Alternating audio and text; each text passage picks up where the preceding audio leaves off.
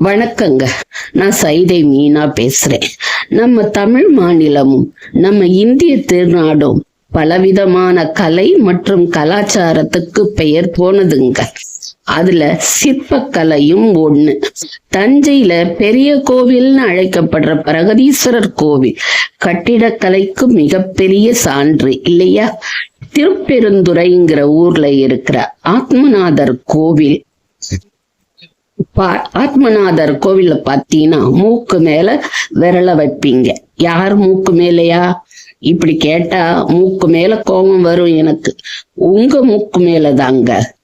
நெல்லையில இருக்கிற கிருஷ்ணாபுரம் பெருமாள் கோவில் சிற்பங்களை பார்த்தா ஆச்சரியப்பட்டு போவீங்க.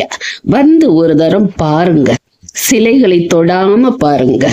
உத்திரகோசமங்கையில இருக்கிற யாழியோட வாயில இருக்கிற வழுவழுங்கிற உருண்டை பிரமிக்க வைக்கும் பாருங்க. அத நாம தொடலாம், ஆனா வாயில இருந்து எடுக்க முடியாது.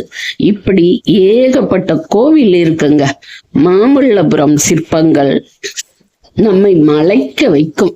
வெளிநாட்டினர் எல்லாம் விரும்பி வரக்கூடிய இடமா அது இருக்குன்னா அதுக்கு அங்க இருக்கிற சிற்பங்கள் தான் முக்கிய காரணம். பல்லவ மன்னர் காலத்துல உருவானது. வாராஜாவான்னு ஒரு படம், அதுல ஒரு பாட்டுல அத பத்தி சொல்லி இருப்பாங்க. நம்ம மக்கள் திலகம் எம்ஜிஆரும் காஞ்சி தலைவன்கிற படத்துல பல்லவ மன்னனா நடிச்சிருப்பார். அதுலயும் ஒரு பாட்டு சிற்பக்கலையோட பெருமையை சொல்ற மாதிரியே பாடி நடிச்சிருப்பாரு. 7வது அறிவுங்கிற படத்துல சூர்யா தம்பி பல்லவ மன்னனா வருவார். சூர்யா தம்பின்னா நான் கார்த்தியை சொல்லலைங்க, சூர்யாவைத்தான் தம்பின்னு சொன்னேன். எனக்கு அந்த படத்துல அவரை பாக்குறப்போ 70, 80கள்ல பத்திரிகைகள்ல மணியன் செல்வன்கிறவர் வரைஞ்ச ஓவியத்தை பாக்குற மாதிரியே சூர்யாவை பார்த்தா இருக்கும். அவ்வளவு பொருத்தமா இருக்கும் அந்த வேலை. ஆயக்கலைகள் 64ல இந்த சிற்பக்கலையும் ஒண்ணு. இத நாம பாதுகாக்கணும். நீங்க எல்லாம் இனிமே கோவிலுக்கு போனீங்கன்னா விளக்கு போட்டுட்டு அந்த எண்ணெய் கைய தூண்ல எல்லாம் துடைக்காதீங்க.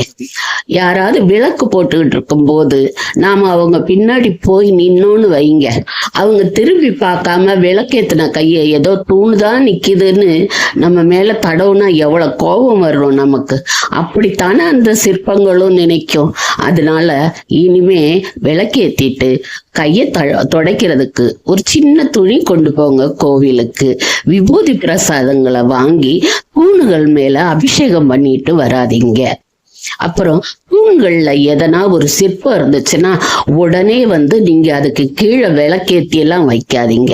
அதை தூய்மையா பாதுகாத்துக்கிட்டாலே நமக்கு அது ஏகப்பட்ட நல்ல விளைவுகளை கொடுக்கும் இல்லையா? இன்னொரு பதிவுல அடுத்த ஒரு விஷயத்தை பத்தி பார்ப்போம். இப்ப நான் விடை பெற்றிருக்கிறேன். வணக்கம்.